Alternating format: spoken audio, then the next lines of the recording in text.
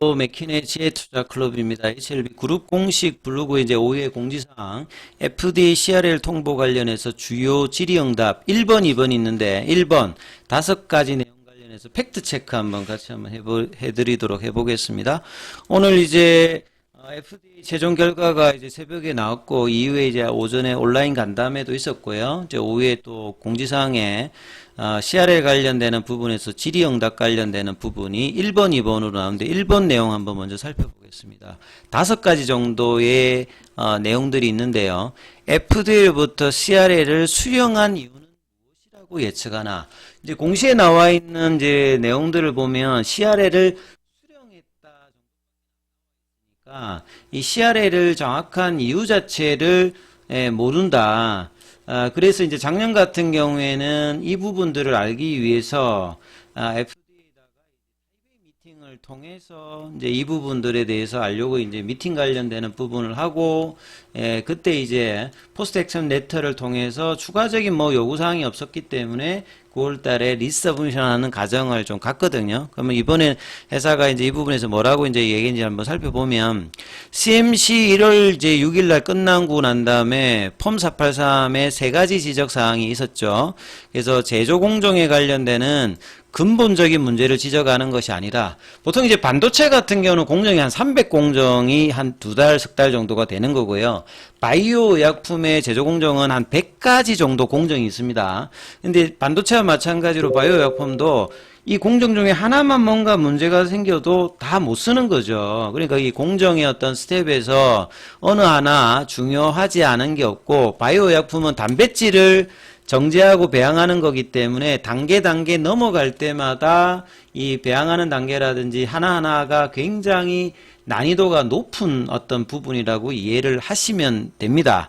그리고 이제 전공정이 아니라 후공정에서 이 주입하는 과정에서 이제 생겼던 부분들이니까 이런 부분들을 좀 이해하시면 될 것 같고요. 그래서 근본적인 문제를 지적하는 것이 아니라고 하는 말은 단백질 의약품을 만드는 어떤 과정이 아니라 만들고 난 부분에서 벌크 과정을 이제 병입하는 과정에서 생긴 부분이다.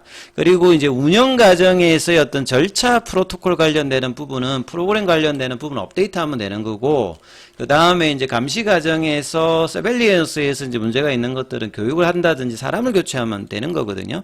그래서 3가지 관련되는 부분에서 미생물 오염을 방지하기 위한 무균 공정 검증 절차가 충분히 확립되지 않았다. 작년도에도 그 폼 483에서 10가지 부분에 이 부분이 되었는데 그 부분들은 재실사하는 과정에서 이제 그 부분은 넘어갔고 다시 밸리데이션 해가지고 나왔던 부분에서 다시 이제 이 부분들이 새롭게 이제 다시 지적을 받았던 내용이고, 이 부분들은 이제 제가 반도체 공정하고 비교합니다만 바이오 의약품도 계속 반복하면서 스킬이 높아가기 때문에 시간을 요해서 계속 이제 하다 보면 수율이 이제 반도체에서 잡히듯이 바이오 의약품 같은 경우에도 이제 이런 부분들을 FDA의 CGMP 관련되는 수준까지 올라가기 때문에 작년보다는 이제 좋은 어떤 형태의 결과를 받았고, 이번에 다시 이제 이 부분들을 하게 되면 추가적으로는 좀 더 이제 나은 어떤 부분의 결과가 뭐 예상된다, 이렇게 이해하시면 될 것 같고요.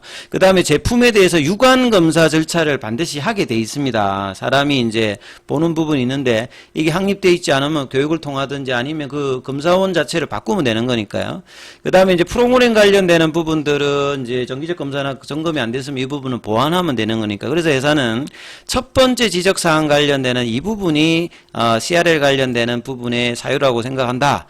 그리고 나머지 2개 사항은 기본적인 내용이다. 그래서 첫 번째 지적 사항도 이렇게 이제 1번 관련되는 부분들이 지적을 받으면 어떻게 이제 대응을 하냐. CAPA 같은 경우는 보통 이런 이제 밸리데이션 공정들을 한 2회 정도 실시합니다. 한 번 할 때 일주일 정도가 걸리기 때문에 1월 6일에 걸리고 난 다음에 1월 24일에 CAPA 리스판스를 했다는 말은 2주 정도면 끝나니까 이제 날짜 수로 보게 되면 여기에 대해서 이제 2번 정도 해서 그 데이터를 보냈던 부분들인데 그 데이터로 FDA는 좀 충족하지 못한다, 이렇게 이제 판단을 한 거죠.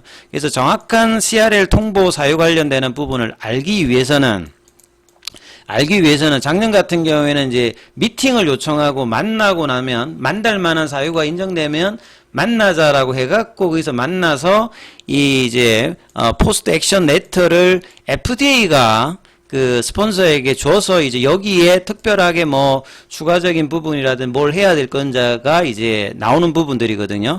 그래서 포스트 액션 레터를 요청한다는 말은 미팅이 먼저 이제 선행되어져야 되는데 그 이 부분에 대해서는 좀 더 확인이 좀 필요하다. 그리고 요청하게 되면 바로 응답을 하는 게 아니라 FDA 같은 경우는 보통 뭐 한 달 이내 정도 시간이 또 요하기 때문에 결국 이제 뭔가 이제 항서제약이 그 반응을 액션을 하게 되면 FDA에서 이제 뭐라고 하는 것들이 이제 나왔을 때 이제 그 다음 과정에 어떤 타임라인이 나오니까 이 부분들은 반드시 이제 체크를 하셔야 되는 어떤 상황이다 이렇게 보시면 되고 두 번째 이제 내용 또 두 차례 이제 CRA를 수령하면서 HLB 항서제약은 FDA 지적사항을 충분히 이해하고 있는지 신약 개발 전략 수립이 정확하게 이루어지고 있는데 의문이 든다. 회사 입장은 자 약물 심사 부분은 엘레바가 그 다음에 CMC 실사 관련되는 부분들은 항서제약이 주도했다. 그러면 저희는 서로 파트너사의 의견을 교환하고 양쪽 전문가 의견을 취합하지만 진행사항을 일일이 상의할 수는 없었다.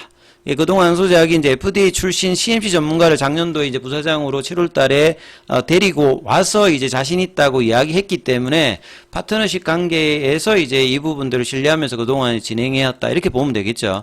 그래서 추가적인 새로운 대안을 마련하기보다는 그동안에 해왔듯이 항서제약이 CMC 관련되는 부분은 결국 해결하기 위해서는 더 많은 반복을 통해서 그 지점까지 빠르게 도달하는 거죠. 그래서 작년에 업데이트하고 이제 인적 자원을 교체했는데 작년보다는 나아진 결과가 나왔습니다만 좀 더 미진한 부분들을 하기 위해서 항서제약의 스탠스가 더 얼마나 좀 적극적으로 가느냐 이게 중요할 것 같고 파트너십 관계니까 이제 이 부분들에 대해서 항서제약의 이제 반응을 이제 뭐 팔로우할 수밖에 없는 상황입니다. 그 다음에 이후의 일정 이게 이제 중요한데요.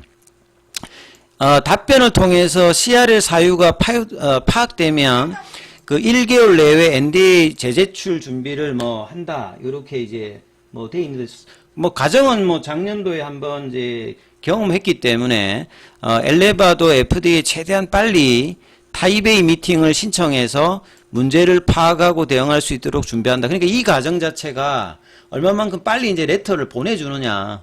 그리고 FDA가 반응을 하고 그 다음에 날짜가 잡히고 이게 뭐 생각보다 뭐 언제 보내면 언제 답변을 하고 바로바로 잡히는 게 아니라 조금 이제 회사가 생각하는 것보다는 텀이 있을 수 있습니다. 그래서 뭐 빠르게 된다기보다는 보통 뭐 한 달, 두 달 정도의 잡히게 되고 물론 뭐 빨리 잡힐 수도 있습니다만 이게 노멀한 어떤 상황을 본다라고 하면 지금 이제 3월 달이니까 작년에 이제 5월 달에 이제 그러고 난 다음에 7월 달에 잡혔잖아요. 한 두 달 정도. 그러니까 한 5월 이내에 FDA가 이제 어떤 결론을 내주느냐에 따라서 이제 리서브미션 일정이 잡히게 된다. 이렇게 이제 보는 것이 맞겠죠.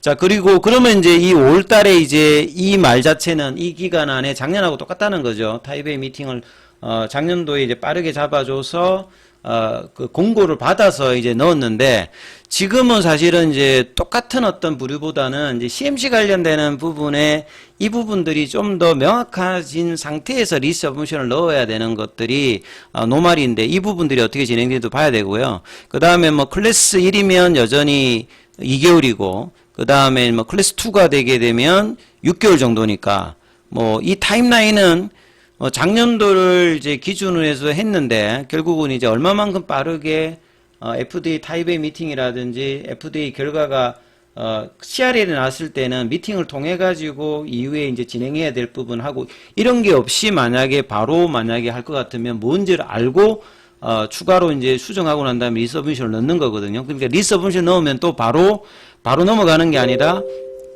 이 부분이 합당하다는지를 통해서 레터를 통해서 한 달 이내에 또 클래스 1이냐 2 정도를 잡아주기 때문에 일정이 이제 이건 좀 굉장히 좀 빡빡하게 잡았기 때문에 이거보다는 차라리 한 뭐 연말 정도 안에 뭐 최종 결과가 뭐 빨리 한다면 될 수 있다 이렇게 뭐 생각하는 것이 좀 객관적인 어떤 상황이다. 그리고 이제 이 부분들은 이에 FDA와의 어떤 커뮤니케이션이 어떻게 되는지를 통해서 확인하는 것이 좀 더 객관적이다 이렇게 보여지고요.